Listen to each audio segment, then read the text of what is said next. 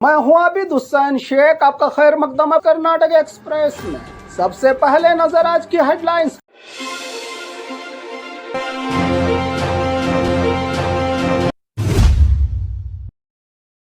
Nursing council के registrar पर sexual harassment का आरोप, पुलिस ने किया अरेस्ट। गुलबर्गा कारपोरेशन में आयतुल्ला खामनाई को दी गई ताज़ियत। आरएसएस शाखा के दौरान चाकू लेकर आया नाबालिग, मची अफरा तफरी। कर्नाटका में थर्ड लैंग्वेज विवाद अब पहुंचा हाईकोर्ट, मार्क्स के बदले ग्रेडिंग डिसीजन पर पीआईएल दाखिल। हावेरी बस स्टैंड पर तेज रफ्तार बस का कहर, 2 साल के बच्चे की हालत क्रिटिकल। स्कूल के प्रिंसिपल ने 80 बोरियां गेहूं की जमीन में दबाने का मामला। मैसूरू में खुलेआम जुए का धंधा, रोज 2 से 3 करोड़ का खेल। देश भर में महंगाई का झटका, सुरजेवाला का केंद्र सरकार पर बड़ा हमला। अब खबरें विस्तार से।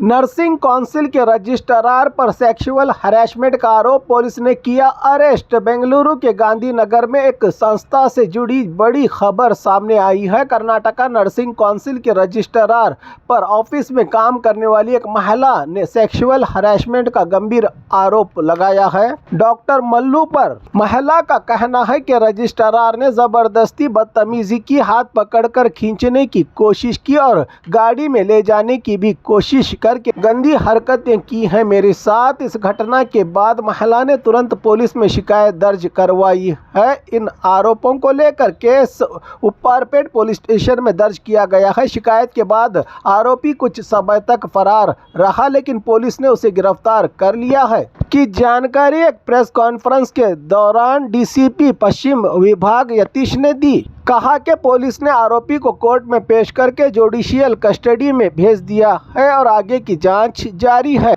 काम की जगह पर सुरक्षा और सम्मान जरूरी है। ऐसे मामलों में सख्त कार्रवाई ही एक मजबूत संदेश देगी अब समाज को। गुलबर्गा कारपोरेशन में आयतुल्ला खामनाई को दी गई ताज़ियत। गुलबर्गा कारपोरेशन मीटिंग, खामियानी को शोक प्रस्ताव के बीच 234 करोड़ का बजट हुआ पास। गुलबर्गा में नगर निगम की मीटिंग में एक तरफ सियासी तो दूसरी तरफ भावनाओं से भरा जज्बाती पल देखने को मिला, तो दूसरी तरफ बड़ा बजट भी पेश किया गया। कारपोरेशन में मीटिंग के दौरान ईरान के सुप्रीम लीडर आयतुल्ला खामनाई के शहादत पर शोक प्रस्ताव रखा गया। इस प्रस्ताव को कारपोरेटर सैयदा नूर फातिमा ने उठाया, जिसे बीजेपी और कांग्रेस दोनों पार्टियों के कारपोरेटर्स के मेंबर्स ने सपोर्ट किया। इसके तुरंत बाद 2026-27 के लिए 234.44 करोड़ का बजट भी पेश किया गया। बजट में इंफ्रास्ट्रक्चर, सफाई और सोशल वेलफेयर पर खास जोर दिया गया है। महिला सशक्तिकरण, बाइख्तियार बनाने और स्वाभिमान से जीने के लिए पिंक ऑटो स्कीम अनाउंस हुई, जिसमें हर वार्ड में एक पिंक ऑटो दिया जाएगा महिलाओं को। साथ ही हर वार्ड के लिए 1 लाख इमरजेंसी फंड का भी ऐलान किया गया। बजट में सड़क, पानी, ड्राइनेज और स्ट्रीट लाइट जैसे बुनियादी सुविधाओं के लिए बड़ा फंड अलॉकेट किया गया है। इस बजट में गुलबर्गा में एक ही मीटिंग में सियासत, शोक और विकास तीनों का मिक्स देखने को मिला, जहां बजट के साथ साथ नए प्रोजेक्ट्स पर भी फोकस किया गया है।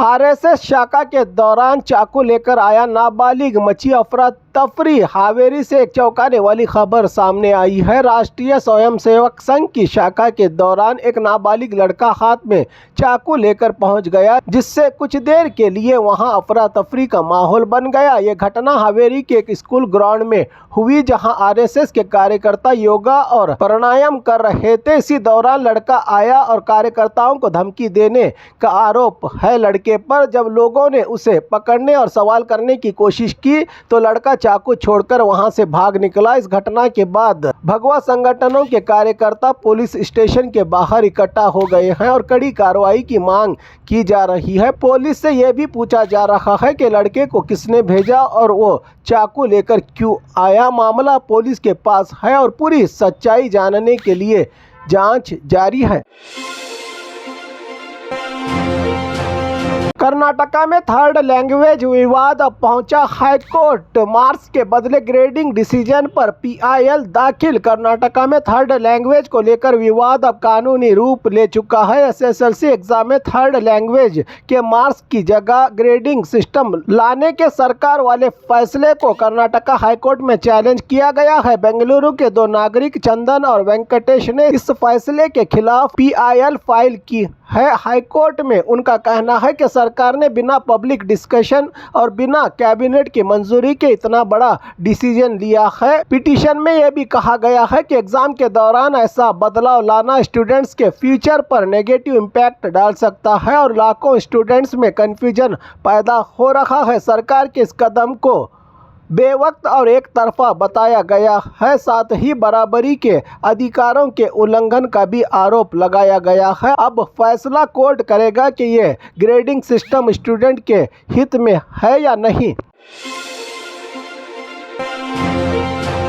हावेरी बस स्टैंड पर तेज रफ्तार बस का कहर, 2 साल के बच्चे की हालत क्रिटिकल। हावेरी से एक दिल दहला देने वाली खबर सामने आई है। सुबह करीब 7 बजे सेंट्रल बस स्टैंड पर एक तेज रफ्तार ट्रांसपोर्ट बस ने प्लेटफॉर्म पर खड़े लोगों को टक्कर मार दी। इस हादसे में 2 साल का मासूम बच्चा और 3 लोग घायल बताए गए हैं। घायल बच्चे की पहचान हजरत अली के रूप में हुई है, जो सवनूर का रहने वाला बताया जा रहा है। बच्चे को घुटने में गंभीर चोटें लगी हैं। उसे पहले लोकल ट्रीटमेंट दिया गया, बाद में बेहतर इलाज के लिए किम्स हॉस्पिटल शिफ्ट किया गया, जहां उसकी हालत नाजुक बताई जा रही है। तेज रफ्तार और लापरवाही सड़कों पर होने वाले हादसे अब बस स्टैंड के प्लेटफॉर्म पर भी देखने को मिल रहे हैं। इस घटना ने सुरक्षा पर बड़े सवाल खड़े कर दिए हैं।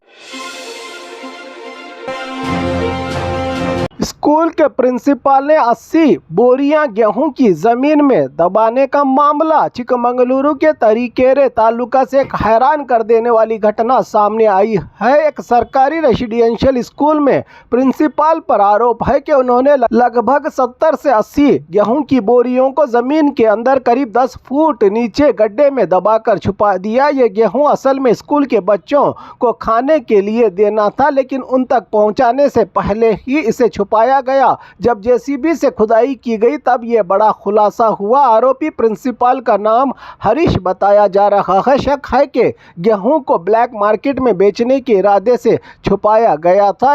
इस घटना ने पूरे एजुकेशन और ऑडिटिंग सिस्टम पर ही सवाल खड़े कर दिए हैं, क्योंकि इतनी बड़ी गड़बड़ी लंबे समय तक पकड़ी नहीं गई। बच्चों के अधिकारों का अनाज छुपाना सिर्फ भ्रष्टाचार ही नहीं बल्कि इंसानियत के खिलाफ अपराध भी है।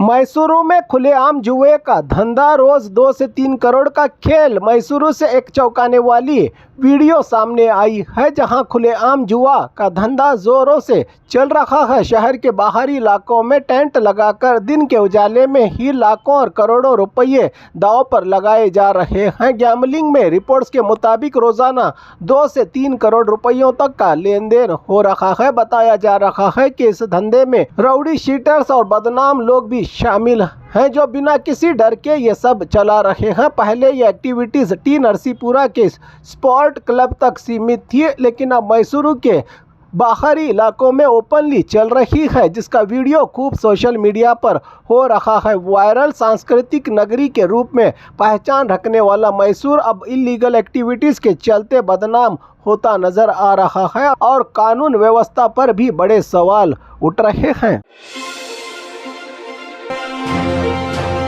देश भर में महंगाई का झटका, सुरजेवाला का केंद्र सरकार पर बड़ा हमला कांग्रेस के सीनियर लीडर और कर्नाटका राज्य इंचार्ज रणदीप सिंह सुरजेवाला ने नए फाइनेंशियल रूल्स को लेकर केंद्र सरकार पर तीखी तनकीद की है। एक प्रेस कॉन्फ्रेंस में जहां डीके शिव कुमार भी मौजूद थे, सुरजेवाला ने कहा कि 1 अप्रैल से आम आदमी को निचोड़ने का दिन बताया। उनके मुताबिक 2019 से अब तक कर्नाटका से लगभग 23,000 करोड़ रुपये टोल टैक्स के रूप में वसूल किए गए हैं और अब 5% की बढ़ोतरी। उन्होंने बेंगलुरु मैसूर एक्सप्रेसवे का जिक्र करते हुए कहा कि प्रोजेक्ट पूरा होने से पहले ही 900 करोड़ रुपये टोल लिया गया, जिसे उन्होंने हाईवे डकैती बताया। सुरजेवाला ने यह भी बताया कि अप्रैल के बाद से जरूरी दवाओं की कीमत बढ़ने वाली है, जिससे डायबिटीज और बीपी के मरीजों पर बोझ पड़ेगा। साथ ही सीमेंट, स्टील और एलपीजी के दाम बढ़ने से आम आदमी और हाउसिंग सेक्टर